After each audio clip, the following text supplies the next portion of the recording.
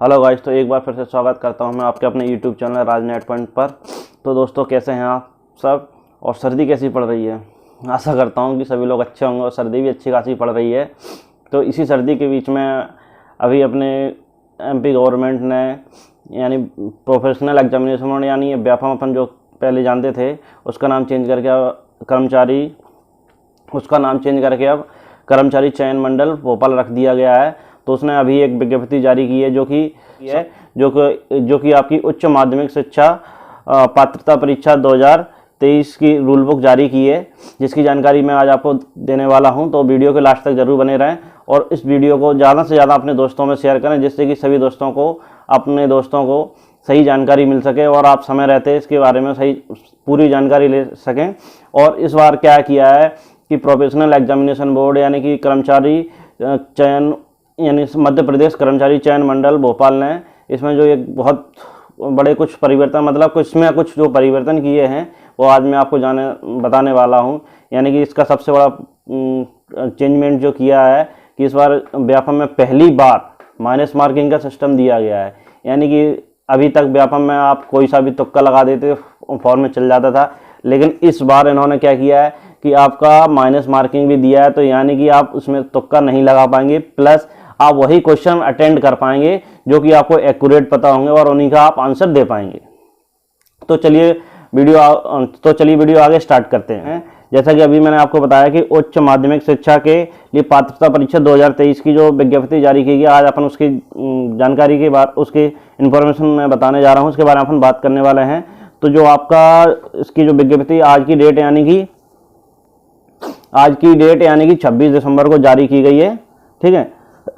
तो इसके क्या कहते हैं, जो फॉर्म भरने की क्या डेट रहेगी, क्या इसकी क्वालिफिकेशन रहेगी और उसमें क्या जो नए परिवर्तन किए गए हैं उसकी जानकारी अभी अपन वीडियो के लास्ट तक देने वाले हैं। तो वीडियो को बिल्कुल भी स्किप ना करें और वीडियो के लास्ट तक जरूर बने रहें और अपने दोस्तों में इसको जरूर शेयर करें। तो जैसा कि आप डिस्प्ले पर देख रहे हैं कि इन्होंने जो आवेदन भरने के लिए जो डेट दी है आपकी, वो 12 जनवरी 2023 से इसके फॉर्म भरना स्टार्ट भरे होंगे और जो कि आपके 27 जनवरी 2023 तक फॉर्म भरे जाएंगे। यानी कि इसको फॉर्म भरने के लिए आपके पास सिर्फ 16 दिन का समय दिया गया है। और जो कि इसमें जो नॉर्मली देते हैं कि आपके 12 जनवरी 2023 से ही आपका संशोधन स्टार्ट हो जाएगा और ये संशोधन आपका 1 फरवरी 2023 तक चलेगा। और इस बार इन्होंने क्या किया कि इसकी एग्जाम डेट भी दे दी है, यानी 1 मार्च 2023 से आपके एग्जाम होना स्टार्ट हो जाएंगे। यानी कि सिर्फ अभी आपका दिसंबर लास्ट चल रहा है और दिसंबर के लास्ट महीने में अपन आ चुके हैं। दिसंबर महीने में लास्ट में ही चल रहे हैं और अपने पास सिर्फ जनवरी और फरवरी का ही 2 महीने का टाइम रह गया। इसी में आपको अपनी अच्छी खासी तैयारी करनी है। इसमें समय बिल्कुल भी नहीं है, आपको बिल्कुल भी टाइम बर्बाद ना करते हुए अपने एग्जाम की पूरी तरह से तैयारी करनी है। इस बार तैयारी बहुत ज़्यादा ही करनी पड़ेगी क्योंकि इसमें माइनस मार्किंग दी गई है, आप इसमें तुक्का नहीं लगा सकेंगे, ठीक है। इस चीज़ का विशेष ध्यान रखें। तो अब जैसा कि अभी आप डिस्प्ले पर देख रहे हैं कि इन्होंने जो फीस रखी है वो आपकी जो व्यापम रखता है हमेशा से 500 रुपये प्लस आपका 100 रुपये इन्होंने विभागीय फीस रखी गई है। यानी कि टोटल फीस आपकी 600 रुपये फीस रखी गई है, जिस पर आपका 60 रुपये पोर्टल चार्ज रहेगा। यानी कि आपको 660 रुपये पे करने होंगे जनरल कैटेगरी के लिए। और वहीं ये जाके आपके SC ST OBC हैंडीकैप के लिए ये आपकी फीस रखी गई है 300 रुपये, 300 प्लस 60 रुपये यानी 360 रुपये फीस अदर कैटेगरी के लिए रहेगी। और एक चीज़ ध्यान रखें कि ये जो फीस दी गई है और इसमें जो फॉर्म अप्लाई करेंगे वो ओनली मध्य प्रदेश के निवासी ही अप्लाई कर पाएंगे, अदर स्टेट्स में कोई भी अप्लाई नहीं कर पाएगा। और जो आपका एग्जाम स्टार्ट होगा वो 1 मार्च 2023 से स्टार्ट होगा, बुधवार का दिन रहेगा। और जो आपका एग्जाम रहेगा वो 2 शिफ्ट में पेपर रहेगा। पहला पेपर आपका 7 से 8 के बीच में रिपोर्टिंग टाइम रहेगा, यानी जो फर्स्ट शिफ्ट रहेगी उसका टाइमिंग आपका 7 से 8 का रिपोर्टिंग टाइम रहेगा। और जो आपका एग्जाम स्टार्ट रहेगा वो आपका 9 बजे से लेके 11:30 बजे तक आपका एग्जाम रहेगा, जो कि आपका 150 नंबर का पेपर होगा। अभी मैं आपको उसके बारे में सारी जानकारी देने वाला हूँ जो आपके काम का है। इसका नोटिफिकेशन तो काफ़ी बड़ा हुआ है, काफ़ी बड़ा हमेशा से डालता है व्यापम। इस नोटिफिकेशन को उन्होंने लगभग 64 पेज का बनाया है। तो उसकी जानकारी जिसमें जो आपके लिए काम की चीज़ है वो मैं आपको बता रहा हूँ, ठीक है। आप वीडियो तो सबसे पहले अपन अब देख रहे हैं, जैसा कि डिस्प्ले पर मैंने अभी इसको मार्क करके दिखा रहा हूँ आपको कि पद का विवरण यानी उच्च माध्यमिक शिक्षक यानी जो आपको वर्ग 1 की भर्ती निकली है उसके बारे में अपन जानकारी दे रहे हैं। अब इसमें अपन दूसरी बात करते हैं कि पद की श्रेणी कौन सी है, सेकंड क्लास की रहेगी आपकी, यानी द्वितीय श्रेणी रहेगी। और शैक्षणिक योग्यता में आपको क्या मांगा है, संबंधित विषय में द्वितीय श्रेणी में स्नातकोत्तर यानी पोस्ट ग्रेजुएशन होना चाहिए आपकी संबंधित विषय से, यानी आपने पोस्ट ग्रेजुएशन बीए किया है, एमए किया है, वो आपको संबंधित सब्जेक्ट से होना चाहिए जिसके लिए आप फॉर्म अप्लाई कर रहे हैं। जैसे हिंदी से किया है, इंग्लिश से किया है, संस्कृत से किया है, मैथ से किया है, वो आपके पास उसकी पीजी डिग्री होनी चाहिए। और साथ ही साथ में आपके पास बीएड भी होना चाहिए, यानी बीएड इसमें कंपलसरी रहेगा। और इसमें जो क्वालिफिकेशन मार्क्स रहेंगे वो आपका SC ST OBC के लिए 50% रहेगा और अदर कैटेगरी के लिए आपका 60% रहेगा, यानी कि आपके पास 150 नंबर का पेपर हो जिसमें आपको 75 नंबर लाएंगे तभी आप क्वालिफाई माने जाएंगे। आगे देखते हैं इसका 9 पॉइंट जो आप डिस्प्ले पर देख रहे हैं, इसमें दिया है आपका पदों का वेतनमान, यानी आपका जो वेतनमान रहेगा वो आपको 36,200 रुपये से स्टार्ट होगा, प्लस आपको महंगाई भत्ता दिया जाएगा। और साथ ही साथ इसमें एक जो दिया गया आपका भर्ती नियम 2018 के नियम के अनुसार परीक्षा विधि वेतन दिया होगा, यानी कि आपको पहली साल आपको 80% मिलेगा, दूसरी साल आपका जो वेतन होगा उसका 90% मिलेगा और तीसरी साल जाके आपको इसका 100% वेतनमान मिलेगा। तो अभी अपन जैसा मैंने अभी आपको बताया था कि इसमें आपकी 1/4 माइनस मार्किंग रही, जैसा कि आप डिस्प्ले पर देख रहे हैं।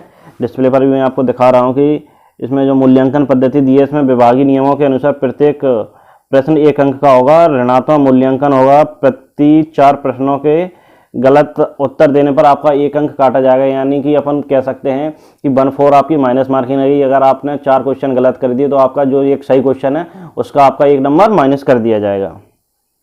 अब अपन बात करते हैं इसके एग्जामिनेशन सेंटर की। तो जो आपके एग्जाम सेंटर रहेंगे वो आपको अपने घर के नज़दीकी सेंटर लेना है, जो कि आपके 17 सेंटर दिए गए हैं, जिसमें से आपका पहला दिया गया बालाघाट, बैतूल, भोपाल, छिंदवाड़ा, ग्वालियर, इंदौर, जबलपुर, कटनी, खंडवा, मंदसौर, नीमच, रतलाम, रीवा, सागर, सतना, सीधी और उज्जैन, यानी आपके 17 सेंटर दिए गए हैं। यही 17 सेंटर में आपका एग्जाम होगा।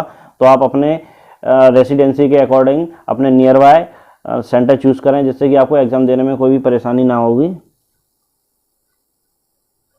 और इसमें जो दिया है आपके आवेदन पत्र भरने के लिए समय अवधि, यानी कि आपका जो आवेदन स्टार्ट होगा वो आपका 12 जनवरी 2023 से 27 जनवरी 2023 तक फॉर्म भरे जाएंगे, जिसमें आपको भरने का टाइम दिया गया 16 दिन का टाइम दिया गया आपको फॉर्म भरने के लिए। और उसमें ही आपका करेक्शन के लिए दिया गया 12 जनवरी 2023 से 2 फरवरी 2023 तक, यानी 21 दिन का आपका करेक्शन का टाइम रहेगा। और जो एग्जामिनेशन का टाइम आपको मैंने बता ही दिया कि 2 पाली में आपका एग्जाम होगा, यानी 2 शिफ्ट में एग्जाम होगा, 150 नंबर का पेपर रहेगा। इसकी जानकारी मैं अभी और बता देता हूँ आपको, बेसिकली जो आपको ज़रूरी है। हाँ, तो जैसा कि आप डिस्प्ले पर देख रहे हैं, परीक्षा की योजना एवं पाठ्यक्रम उच्च माध्यमिक शिक्षक के लिए, यानी जो क्वालिफिकेशन रखी गई है ना, उसके बारे में अभी मैं बता रहा हूँ आपको। जैसे कि इसमें दिया कि सभी प्रश्न अनिवार्य होंगे। दूसरा आपका पॉइंट दिया है पात्रता परीक्षा हेतु 150 अंकों का प्रश्न पत्र होगा। परीक्षा की अवधि 2.5 घंटे रखी गई, यानी 2 घंटे 30 मिनट का आपका टाइम रहेगा। तीसरा पॉइंट आपका दिया है पात्रता परीक्षा के सभी प्रश्न MCQ यानी बहुविकल्पीय प्रकार के होंगे, जिनमें से 4 विकल्प होंगे, उनमें से आपको एक सही चूज करना होगा। अब इसमें जो चौथा पॉइंट दिया गया ये आपका इसमें बढ़ाया गया है, जो कि आपका दिया प्रत्येक प्रश्न 1 अंक का होगा, ऋणात्मक मूल्यांकन होगा, प्रति 4 प्रश्नों के गलत उत्तर पर 1 अंक काटा जाएगा, यानी कि आपकी 1/4 माइनस मार्किंग भी इसमें होगी। प्रश्न पत्र के 2 भाग होंगे, पहला भाग A होगा और दूसरा भाग B होगा, जिसमें कि पहले भाग में आपकी जो विषय वस्तु रहेगा आपका सामान्य हिंदी रहेगा। सामान्य हिंदी के आपके 8 क्वेश्चन आएंगे, सामान्य अंग्रेजी के 8 क्वेश्चन आएंगे, सामान्य ज्ञान एवं तार्किक ज्ञान अंकिक योग्यता आपके 7 नंबर की आएगी और शिक्षा शास्त्र यानी पेडालॉजी आपकी 10 नंबर की आएगी, यानी टोटल नंबर आपके हो जाएंगे ये 30 नंबर, यानी ये पार्ट A हो गया, यानी पार्ट A आपका आएगा 30 नंबर का। और उसके बाद जो पार्ट B रहेगा वो आपका 120 नंबर का रहेगा, जो कि आपका PG से रिलेटेड सब्जेक्ट होगा, यानी PG आपने अगर हिंदी से किया है, इंग्लिश से किया है, संस्कृत से किया है, उर्दू से किया है, गणित से किया है, भौतिक विज्ञान से किया है, जीव विज्ञान से किया है, रसायन विज्ञान से किया है, गृह विज्ञान से किया है, वाणिज्य से किया है, इतिहास से किया है, राजनीति शास्त्र से किया है, अर्थशास्त्र से किया है, कृषि से किया है या समाज शास्त्र किया है, यानी कि आपको इसमें जो सब्जेक्ट दिए गए हैं वो आपके 16 सब्जेक्ट दिए गए हैं। तो 16 सब्जेक्ट में से आपका कोई सा भी एक सब्जेक्ट आपको चूज करना है जो आपके पोस्ट ग्रेजुएशन में होगा, और उस सब्जेक्ट से रिलेटेड आपके 120 प्रश्न आएंगे और 120 नंबर के ही वो आपके क्वेश्चन रहेंगे, यानी टोटल आपका 120 प्लस 30 यानी कि 150 नंबर का पेपर हो जाएगा, जिसमें से आपको 50% नंबर लाना है। और इसका जो डिटेल में सिलेबस दिया हुआ है वो मैं आपको डिस्क्रिप्शन में लिंक मेंशन कर दूंगा, आप वहाँ से देख सकते हैं। इसका पीडीएफ में पूरा मेंशन कर दूंगा, वहाँ से भी आप पूरा पीडीएफ पढ़ लें। और अपने सब्जेक्ट के अकॉर्डिंग एक एक चीज़ में सारी मेंशन की गई है। आप हिंदी में भी सिलेबस दिया गया है, इंग्लिश में दिया गया है। आप दोनों लैंग्वेजेस में अपना सिलेबस पढ़ के अपने एग्जाम की तैयारी करें। तो चलिए, ये तो बात हुई अभी अपने फॉर्म के वैकेंसी के बारे में। अभी अपना बात कर लेते हैं कि फॉर्म फिलअप करने के लिए आपको क्या क्या क्या क्या रिक्वायरमेंट रहेगी, उसके बारे में आपको एक बार जानकारी दे देता हूँ।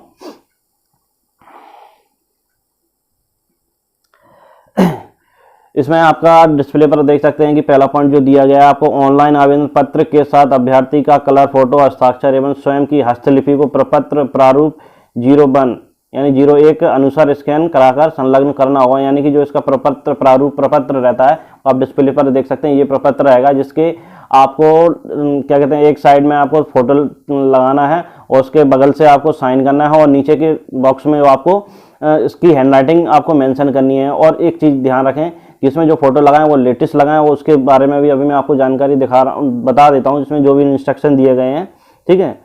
और दूसरा जो पॉइंट दिया गया है आपका, ऑनलाइन आवेदन पत्र में आवेदन को जन्मतिथि प्रमाण पत्र यानी जन्मतिथि का आपको प्रमाण पत्र देना होगा, जिसमें आप अपनी 10th की मार्कशीट भी लगा सकते हैं या बर्थ सर्टिफिकेट लगा सकते हैं, जिसमें आपकी डेट ऑफ बर्थ मेंशन हो। हाँ, अब आपका जो दिया गया है तीसरा पॉइंट जो दिया है वो आपका अनुसूचित जाति, अनुसूचित जनजाति और ओबीसी वर्ग के लिए जो कास्ट सर्टिफिकेट रहता है, आपको कास्ट सर्टिफिकेट अपलोड करना होगा इसमें। अब बात करते हैं अपन इसमें फोटो और साइन किस तरह के लगाए जाएंगे, उसके बारे में जो उन्होंने इंस्ट्रक्शन दिए हैं वो मैं आपको एक बार पूरे पढ़कर बता देता हूँ। आप डिस्प्ले पर भी देख सकते हैं कि पहला जो पॉइंट इन्होंने दिया है कि ऑनलाइन आवेदन पत्र के साथ अभ्यर्थी का कलर फोटो, हस्ताक्षर एवं स्वयं की हस्तलिपि को प्रपत्र प्रारूप 1 अनुसार स्कैन कराकर संलग्न करना होगा। दूसरा पॉइंट दिया है जिसमें फोटो ऊपरी भाग में तथा हस्ताक्षर के नीचे भाग में होंगे। यानी आपको जो फोटो दिया गया है, यानी जो आपको प्रारूप दिया गया है, उसमें आपको फोटो लगाना होगा और उसके बगल से जो कॉलम दिया गया है उसमें आपको अपने साइन करने होंगे। और फोटोग्राफ अच्छी गुणवत्ता सफ़ेद बैकग्राउंड का होना अनिवार्य है। पोलराइड फोटो मान्य नहीं होगा। यानी कि जो लोग आप सबसे बड़ी गलती करते हैं कि आपने कंप्यूटर में फोटो स्कैन करवाया, उसमें फोटो एडिट कर दी, फोटो में मतलब नाम डेट एडिट करके और उसको लगा दिया, तो ये फोटो आपका वैलिड नहीं माना जाएगा, ये आपका रिजेक्ट हो सकता है। इस चीज़ का विशेष ध्यान रखें। अभ्यर्थी का फोटोग्राफ, अब चौथा पॉइंट जो आपका दिया है, अभ्यर्थी का फोटोग्राफ सामने से खींचा हुआ होना चाहिए, जिसमें अभ्यर्थी के दोनों कान स्पष्ट दिखने चाहिए। यानी कि आप इस तरह का फोटो नहीं लगा सकते, अपना सेल्फी नहीं लगा सकते, आपको बिल्कुल कैमरे के एग्जैक्ट सामने खड़े होकर फोटो निकलवाना है, जिसमें आपके दोनों कान सामने से दिख रहे हो। और सर्दी का टाइम है तो आप टोपा भी यूज ना करें, यानी आप जो कैप लगाते हैं, कुछ भी लगाते हैं सर्दी से बचने के लिए, तो वो यूज ना करें, वो फोटो आपका एक्सेप्टेबल नहीं होगा।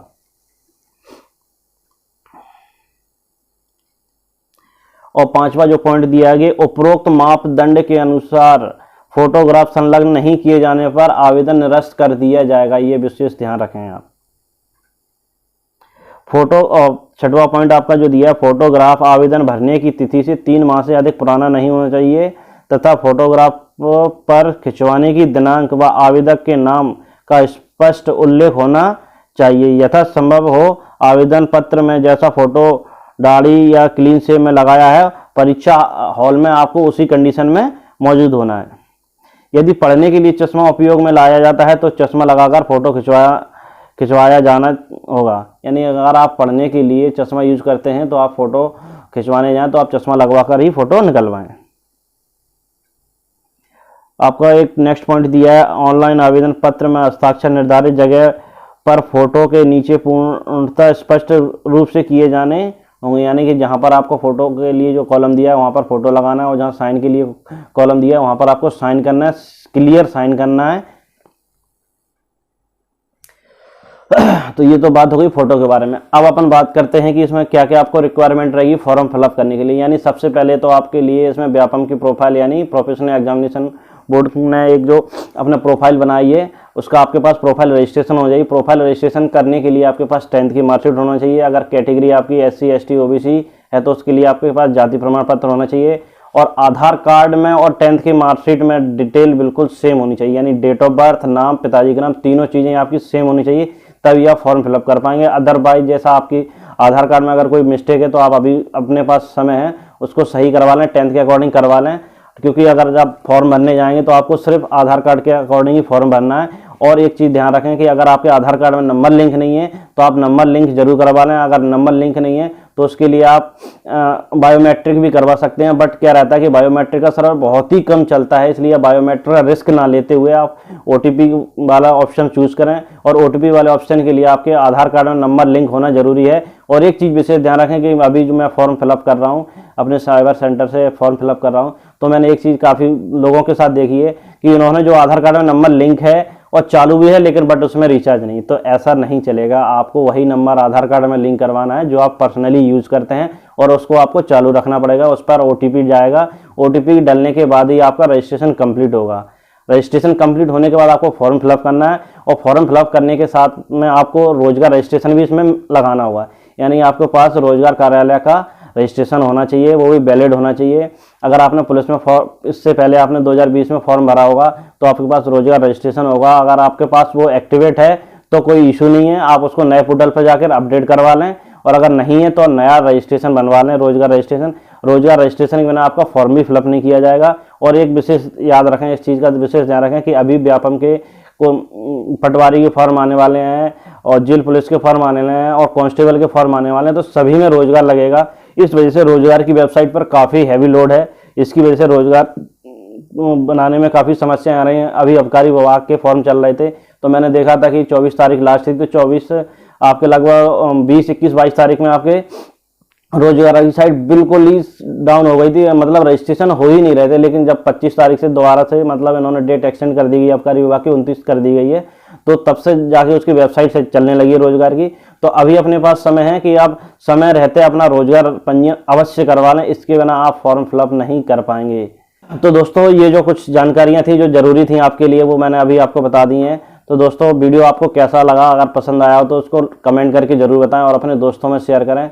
और एक चीज़ विशेष ध्यान रखें, अगर आपको फॉर्म भरने में कोई भी समस्या आ रही हो, किसी भी तरह की कोई भी समस्या आ रही हो, तो मैं डिस्क्रिप्शन में अपना नंबर भी मेंशन कर देता हूँ, मेल ID मेंशन कर देता हूँ, आप कमेंट करके बता सकते हैं, मुझे कॉल पर भी बता सकते हैं, व्हाट्सएप पर हेल्प मांग सकते हैं, मैं आपकी पूरी मदद करूँगा। और उसके बाद भी अगर आपको फॉर्म भरने में कोई भी समस्या आ रही है तो मैं आपको साइबर का आपको एड्रेस दे दूंगा, आप मेरे साइबर पर आके यानी मेरे CSC centre MP online centre पर आके फॉर्म फिलअप करवा सकते हैं। वहाँ पर मैं आपका अच्छी तरह से फॉर्म फिलअप कर दूंगा, जिससे कि आपको आने वाले समय में कोई भी समस्या नहीं आएगी। तो ठीक है दोस्तों, आज के वीडियो में इतना ही।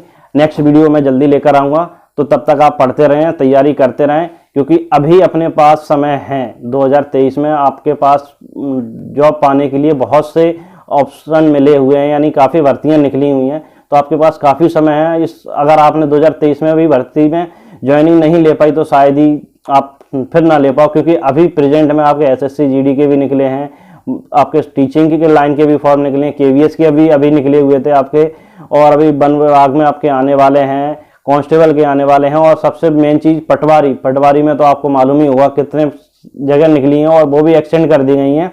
तो आप अच्छी जोरों तोरों से तैयारी करें और इस बार अपना एक वैकेंसी बिल्कुल फिक्स कर लें अपने लिए। तो ठीक है दोस्तों, जय हिंद।